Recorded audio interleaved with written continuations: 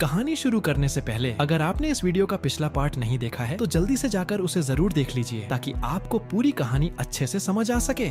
लेकिन फिर भी आपकी जानकारी के लिए मैं पिछले पार्ट का एक छोटा सा रिकैप दे देता हूँ। पिछले पार्ट के आखिर में हमने देखा था कि ज्यूरा ने सासुके के गॉड ट्री को उखाड़कर दो हिस्सों में काट दिया था। अपने सबसे अच्छे दोस्त की ये हालत देखकर नारुतो के अंदर छिपी हुई शक्ति अचानक जाग उठी और उसका डोजुत्सु शिनकाइगन इवॉल्व होकर ड्रैगन आई में बदल गया। उधर ज्यूरा की योजना लगभग पूरी हो चुकी थी और ठीक उसी समय दूसरी तरफ उस अंधेरे डायमेंशन में कैद ब्लैक गोकू भी आजाद हो चुका था। और अब यहीं से हमारी कहानी आगे बढ़ती है। नारुतो की आंखों से बहता खून और उसमें चमकता वो ड्रैगन का डरावना पैटर्न पूरे कोनोहा में एक जानलेवा सन्नाटा पसर गया था। अचानक नारुतो के गले से एक ऐसी दहाड़ निकली जिसने जमीन को हिलाकर रख दिया। उस चीख के साथ ही नारुतो के चारों ओर सुनहरी बिजली कड़कने लगी और वो सुपर सायान के एक बेहद डरावने रूप में बदल गया। नारुतो के दिमाग में इस वक्त सिर्फ एक ही बात हथौड़े की तरह बज रही थी कि पिछली बार ज्यूरा को जिंदा छोड़ना उसकी जिंदगी की सबसे बड़ी भूल थी। वो मन ही मन खुद को कोस रहा था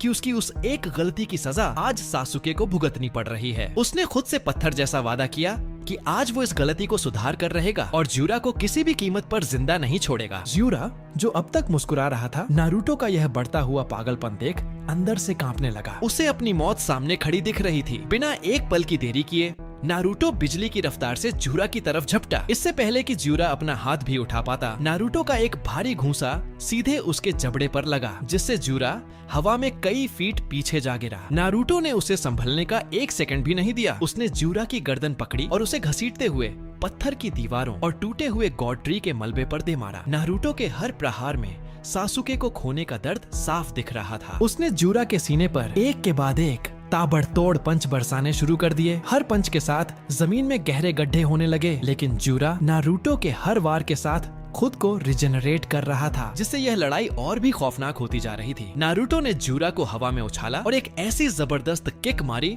कि ज्यूरा सीधे होकागे ऑफिस की छत को चीरता हुआ मलबे के ढेर में जा धंसा। नारुतो का यह रूप चीख चीख कर कह रहा था कि आज ज्यूरा का अंत निश्चित है। नारुतो और ज्यूरा की इस खौफनाक जंग के बीच अचानक वहाँ बोरुतो की एंट्री होती है। जैसे ही बोरुतो वहाँ पहुँचता है, उसके होश उड़ जाते हैं। अपने पिता को इस तरह पागलपन और नफरत में डूबे हुए लड़ते देख वो पूरी तरह कंफ्यूज हो जाता है। उसे समझ ही नहीं आ रहा था कि आखिर यह क्या चल रहा है और नारुतो का यह डरावना रूप कैसा है। लेकिन इससे पहले कि बोरुतो कुछ बोल पाता, मलबे में दबे ज्यूरा के शरीर से एक अजीब सी हलचल शुरू हुई। अचानक ज्यूरा के शरीर से गहरे गुलाबी रंग की एक भयानक एनर्जी बाहर निकलने लगी। यह कोई मामूली ताकत नहीं थी। ये ब्लैक गोकू की सुपर सैयन रोजे एनर्जी थी जो ज्यूरा के अंदर सोई हुई थी। वो गुलाबी रोशनी इतनी तेज और भारी थी कि पूरे कोनोहा का आसमान गहरा बैंगनी हो गया। उस एनर्जी का दबाव इतना ज्यादा था कि खुद नारुतो को भी मजबूरन पीछे हटना पड़ा। नारुतो अपनी ड्रैगन आई से उस ऊर्जा को देख रहा था जो ज्यूरा के जख्मों को भरने के साथ साथ उसे एक डार्क गॉड की शक्ति दे रही थी। बोरुतो बस खड़ा होकर उस तबाही को देख रहा था। उसे एहसास हो चुका था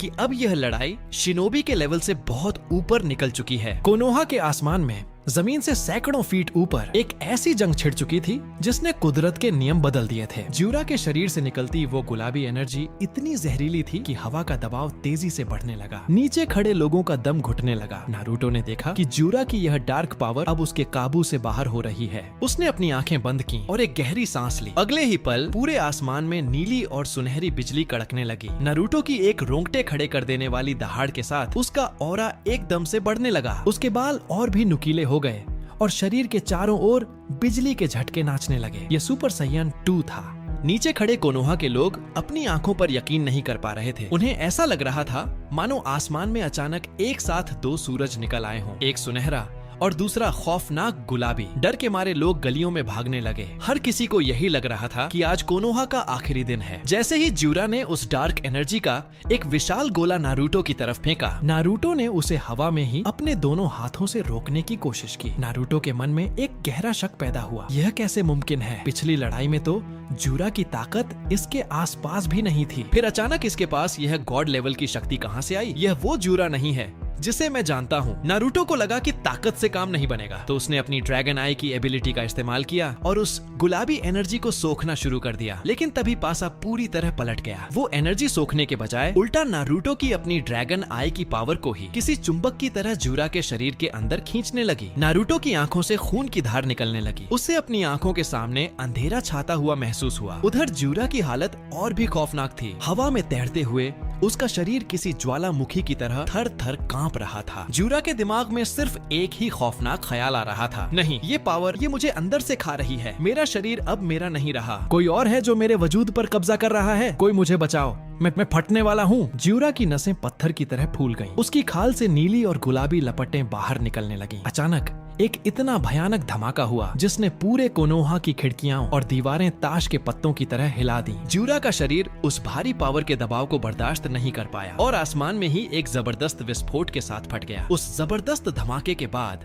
कोनोहा के आसमान में गहरा धुआं छा गया, लेकिन उस धुएं के ठीक बीच में एक काली परछाई हवा में ही स्थिर खड़ी थी। नारुतो अपनी आंखों से खून पोंछते हुए उस धुंधली आकृति को देखने की कोशिश कर रहा था। तभी उस धुएं के अंदर से एक ठंडी और रूह कपा देने वाली आवाज गूंजी। शुक्रिया नारुतो उजुमाकी, तुम्हारी इस आंख की वजह से ही मैं एक बार फिर लौट पाया हूँ। जैसे ही वो परछाई धीरे धीरे धुएं से बाहर आई, उसकी शक्ल साफ होने लगी। नारुतो हवा में ही फ्रीज होकर रह गया और उसकी आंखें फटी की फटी रह गईं। उसे अपनी आंखों पर जरा भी यकीन नहीं हो रहा था। उसके कांपते हुए होठों से बस एक ही बात निकली, गोकू तुम। नारुतो पूरी तरह सदमे में था। उसे लगा कि उसका पुराना दोस्त गोकू वापस आ गया है, लेकिन उस शख्स का चेहरा भले ही गोकू जैसा था, पर उसका ऑरा पूरी तरह से काला और जानलेवा था। उसकी आंखों में वो पुरानी दोस्ती नहीं, बल्कि मौत जैसा सन्नाटा और एक टेढ़ी मुस्कान थी। सामने खड़ा वो शख्स ब्लैक गोकू था, जो अब पूरी तरह से इस दुनिया में कदम रख चुका था। धुएं के बीच से निकलकर ब्लैक गोकू अचानक हवा में ही तैरते हुए नारुतो के चेहरे के एकदम करीब आ गया। उसकी आंखों में एक अजीब सी नफरत और घमंड था। नारुतो की आंखों में सीधे झांकते हुए वो एक ठंडी आवाज में बोला, तो यही है वो आंख जो तुम जैसे तुच्छ इंसान को मिल गई है। वाकई दिलचस्प है। नारुतो अभी भी सदमे में था। उसे समझ नहीं आ रहा था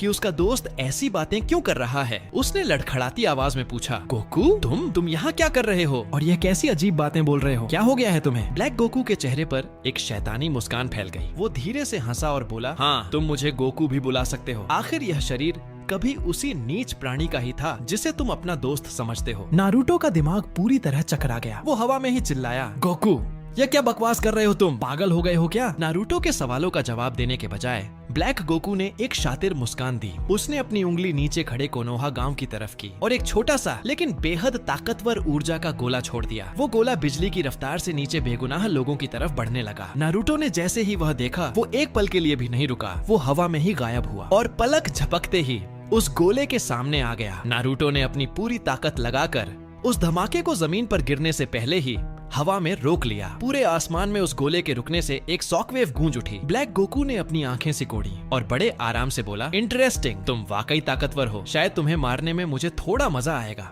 जैसे ही नारुतो ने उस खतरनाक की ब्लास्ट को हवा में ही दबोचकर खत्म किया, बोरुतो हवा की गति से उड़कर तुरंत नारुतो के बगल में आकर खड़ा हो गया। बोरुतो की सांसें तेज चल रही थीं और उसने घबराई आवाज में पूछा, डैड क्या आप ठीक हैं? और यह आदमी आखिर है कौन? इसकी शक्ति किसी भी दुश्मन से अलग और बहुत ज्यादा खतरनाक लग रही है। नारुतो ने एक गहरी सांस ली और बोरुतो को शांत करते हुए कहा, मैं ठीक हूँ, लेकिन तुम यहाँ से तुरंत दूर चले जाओ। ये दुश्मन किसी भी आम दुश्मन से कहीं ज्यादा खतरनाक है। तभी नारुतो के अंदर कुरामा की आवाज गूंज उठी, सावधान नारुतो, अपनी आंखें खुली रखो। सामने खड़ा यह शख्स गोकू नहीं है। इसका चेहरा भले ही तुम्हारे दोस्त जैसा हो, लेकिन इसके अंदर की ऊर्जा पूरी तरह अलग और बेहद अंधेरी है। नारुतो ने मन ही मन कुरामा की बात से सहमति जताई। उसे भी अब पक्का यकीन हो गया था, क्योंकि नारुतो जानता था कि उसका दोस्त गोकू कभी भी निर्दोष लोगों पर हमला नहीं कर सकता। नारुतो की आंखों में अब सवाल नहीं, बल्कि एक जंग की तैयारी दिख रही थी। आसमान में सन्नाटा छा गया जब नारुतो ने गुस्से से चीखते हुए पूछा कि आखिर वह कौन है और उसने गोकू के शरीर के साथ क्या किया है। लेकिन जवाब देने के बजाय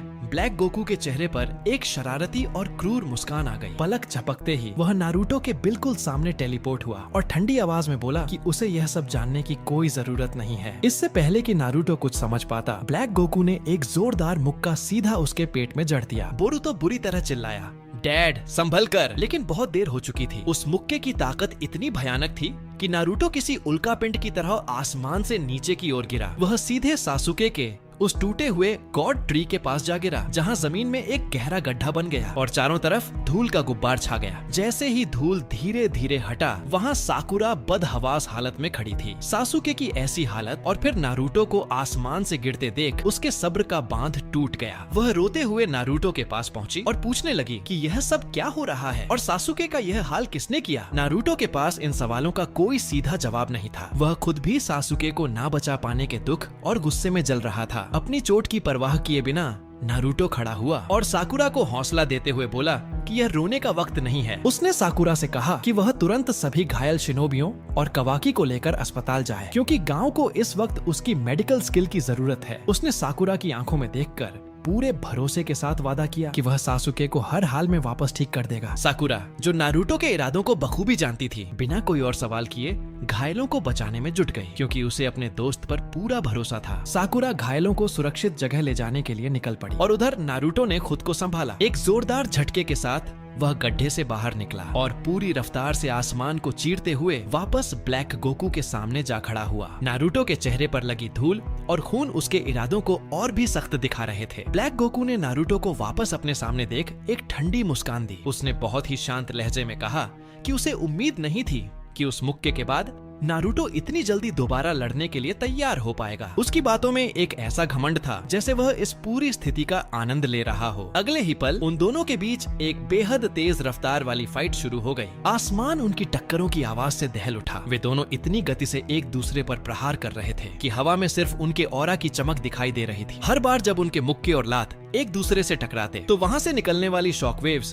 पूरे कोनोहा के ऊपर के बादलों को चीर देती। नारुतो अपनी पूरी जान लगा रहा था। उसके हर वार में सुपर सेयन 2 की बिजली और कुरामा की ताकत महसूस हो रही थी। लेकिन जल्द ही यह साफ होने लगा कि ब्लैक गोकू सिर्फ उसके साथ खेल रहा है। नारुतो के सबसे तेज हमलों को भी ब्लैक गोकू बहुत ही आसानी से, कभी एक हाथ से तो कभी महज शरीर को थोड़ा सा झुकाकर चकमा दे रहा था। नारुतो जितना जोर लगाता, ब्लैक गोकू उतना ही बेपरवाह दिखता। उसके चेहरे पर एक सुकून भरी मुस्कान थी, जैसे वह नारुतो की ताकत को परख रहा हो। आसमान में उनकी टक्कर से होने वाले धमाके इतने जोरदार थे कि कोनोहा की जमीन बार बार कांप उठती। लेकिन ब्लैक गोकू की फुर्ती और तकनीक के सामने नारुतो के हमले बेअसर साबित हो रहे थे। नारुतो के माथे पर पसीना आने लगा था, क्योंकि उसे एहसास हो रहा था कि सामने खड़ा यह शख्स सिर्फ लड़ नहीं रहा, बल्कि उसे थका रहा है। तभी मौका पाकर बोरुतो हवा की गति से पीछे से आया और अपनी पूरी ताकत के साथ ब्लैक गोकू पर हमला करने की कोशिश की। उसे लगा था कि ब्लैक गोकू नारुतो के साथ उलझा हुआ है, लेकिन ब्लैक गोकू की फुर्ती उसकी सोच से कहीं परे थी। बिना पीछे मुड़े